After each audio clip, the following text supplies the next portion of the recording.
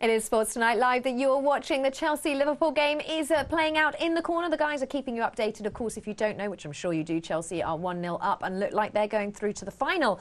But there is, well, the world's most glamorous Spurs fan on the phone lines. Abbie, how are you doing? I'm not bad, how are you? I'm good, thank you, my lovely. Now, thank you so much for joining us tonight. Now, ahead of tomorrow night's game, I mean, it does look promising, although the FA Cup proved slightly taxing for Spurs. It does look promising tomorrow night. What are your thoughts ahead of the game?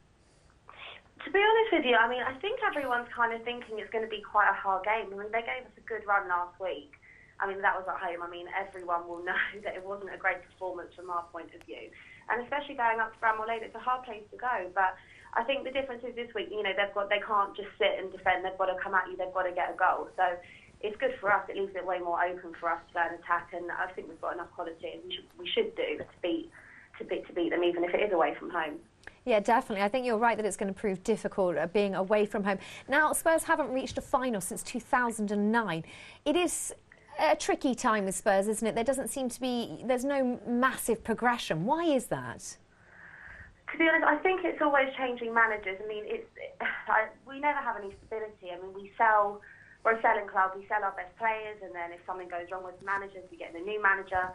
So I think you're always constantly changing, and every time you're building something, then you're selling it on. Like with Redknapp, you know, we had a good thing going, and, you know, fair enough, he reached his point at the club, but then you've got to rebuild, and then Abbie didn't work out, and then we had Sherwood, and now we've got Pochettino, and that's absolutely fine having him. I have no problem with him, but it's just, you know, if you've got the players like Eriksen, for example, people like big clubs are going to start noticing him. He's a great player, and it's just, you've got to keep hanging on to him if you want to progress.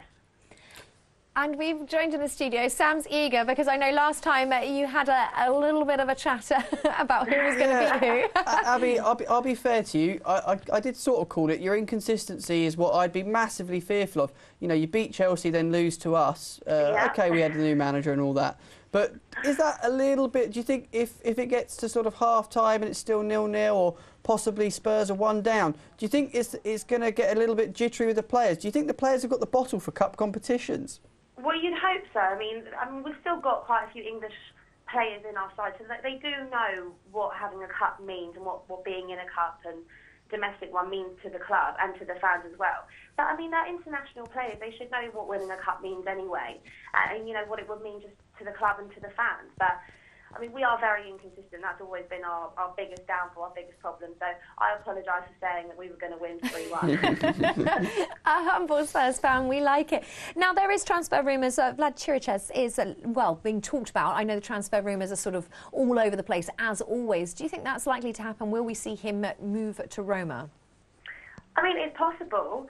It's possible. We have Eric Dyer, and I think he's now being played in his natural position, and he's done quite well in the last few games.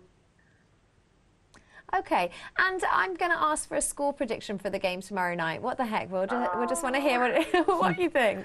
See, I don't want to predict, because last time it didn't do me any favours. Just give a scoreline. It might be right either way. Oh, yeah, there you go. I'm just going to go with a Spurs win. We'll go with a Spurs win.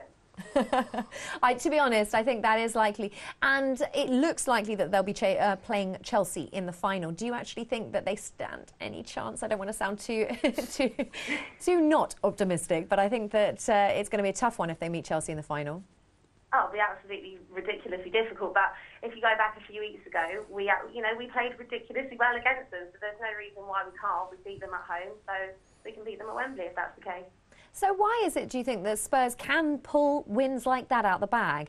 And then I know that obviously the FA Cup has that sort of situation where you see all these giant killings, you see these dramatic losses, but it's not just the FA Cup that sees Spurs with disappointment. So why do you think there's so much sort of up and down? You know, they play so well. Is it that they just up the ante when they're playing teams like Chelsea? I mean, usually that's not even the case. I think it is really just down to inconsistency. The quality's there, the ability's there. It's just, I think Pochettino set the team up completely, you know, right on that day. It's getting the tactics right, it's having the right mentality, it's being on the ball. I mean, they came out and I think the whole entire ground was just shocked. I mean, no one expected to go in at half-time 3-1, and that everyone probably expected it to end up 3-3, let alone us win 5-3. So it's just the mentality of the players. It's that the quality is there. It's just if they can be bothered to do it for a full 90 minutes. I like that, if they can be bothered. Well, now we've got one more question from Sam. Abbie, obviously this time of year, you're hoping that a new player is going to land on the White Hart Lane doormat, are we expecting anyone to turn up? And who, if you can have anyone realistic, no Ronaldos or Messis, it's got to be a Spurs-like player. I'm watching Balotelli on the screen at the moment and thinking, gosh, he'd be a perfect fit for a club as inconsistent as Spurs. I actually tweeted about 10 minutes ago saying you fit right in at our club. Yeah, yeah. Apart from Balotelli then, anyone else you think that would bring good value to the club and you could see possibly, you might have heard, could be heading through the doors there? I've heard the Danny Ings transfer window and the transfer rumours, but I mean, to be honest with you, I think a striker is necessary, but you know, 10 million for Danny Ings, I'm not entirely sure that that's appropriate, but we'll see what happens. But I think if we are going to push on, we have to get a striker. Yeah, I certainly think that is the case. Well, thank you so much, Abbie, once again for talking to us. I know it's you've been working late as well, so thank you for taking the time out, and I'm sure we will keep up to date with you in the next couple of weeks. No worries. Thanks for having me, guys. Take care. Bye. Bye. Now, actually, we were going to start our very humorous show, weren't we, with our transfer news, that because Sky Sports aren't going to go down with the crowds on transfer deadline day, we were going to go and do it. all those school children are going to be so disappointed that they're not allowed out late to go and bother those poor Sky presenters that are left. I fear that it was less school children, more dads. Oh,